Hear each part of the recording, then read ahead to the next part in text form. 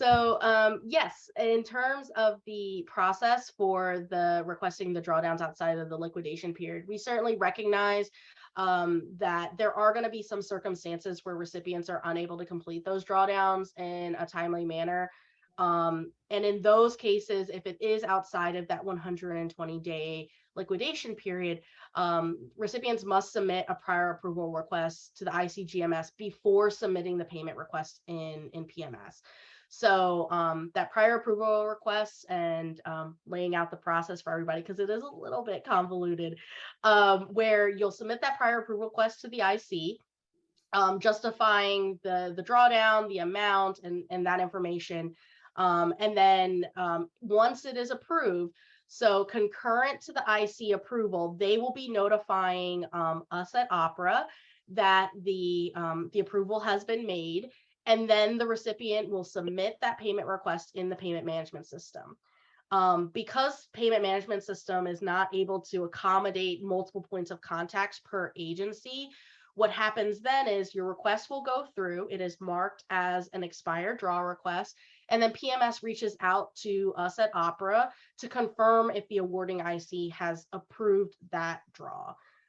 In those cases, we look at our sort of central repository of those approvals that have been provided by the IC, and then we would respond accordingly. If the IC has not documented that they provided that prior approval, we reject the request.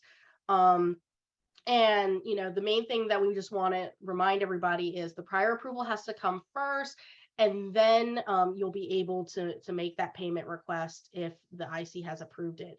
If you're getting those rejections, even though you have the IC approval, then reach out to the IC, make sure that they have communicated with us centrally at Opera. We can certainly follow up as well.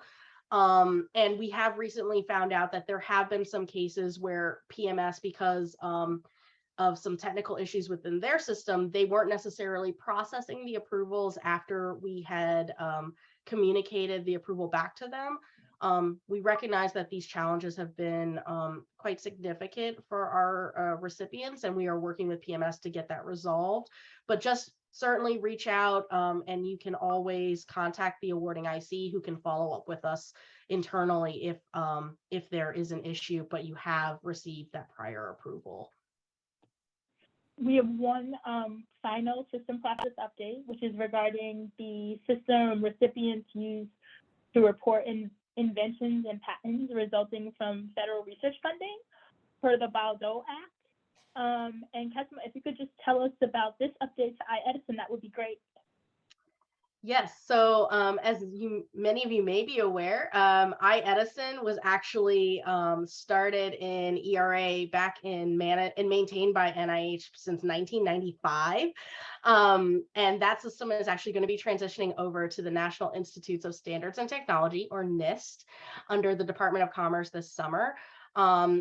Effectively, it should have already launched today. So I think that's up and live already. We previously communicated out in a couple of guide notices this transition, and what it will be really great is that now not only are you going to get a new modernized system, but it's also going to include some new capabilities and enhancements, which I think are going to be really helpful for both our internal agency staff, but also for our recipient community. So this is going to include the ability to initiate discussions with agency staff within an invention record using two-way communications. It's also going to be integrated with the U.S. Patent and Trademark Office database to ensure accuracy and reduce some of that recipient reporting burden, which is going to be really great. And there's going to also be some optional real-time email notifications for the recipient as well as agency users for notifications regarding certain required reporting and reviewing actions. And as with many of our federal systems, there's going to be some enhanced security through login.gov. So what's really great is, assuming that the system went up and live this morning, and actually I think I just got confirmation from Adam that it is, all the existing data that was in the ERA system has already been transferred over to the new iEdison at NIST. What's also great is that the URL is the same, so that should also minimize a lot of that change management and that transition for you. The key reminder, though, of course, is that there will be no changes in the longstanding NIH requirements for the invention and patent reporting under the Bayh-Dole Act. The only change is the new system interface and the associated login.gov requirement. Speaking of the application requirements, we have recently heard of challenges the applicant community may be facing with SAM registration and renewals recently. Kasima, can you tell us more about that? Absolutely. So as you all know, as part of the transition from DUNS to UEI, SAM.gov implemented, GSA implemented a new process in SAM.gov to validate entities as the first step to requesting their UEI and completing that SAM entity registration, or in many cases that we're experiencing with our recipients, to renew their existing registrations.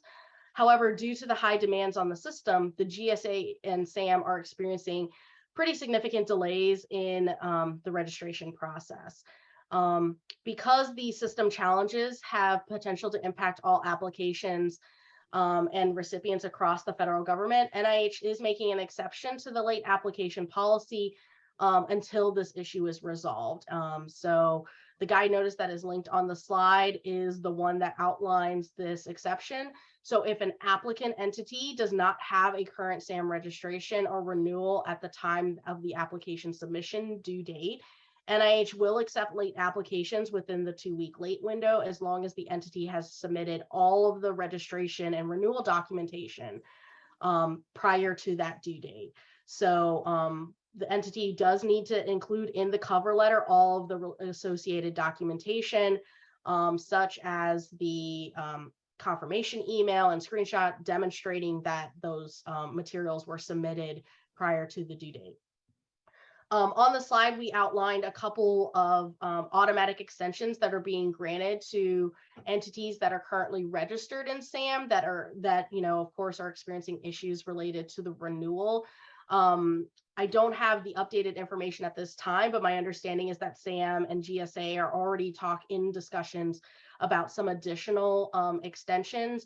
And once that information is made available, we will be able to communicate that out further. But I think those discussions are being finalized at this time.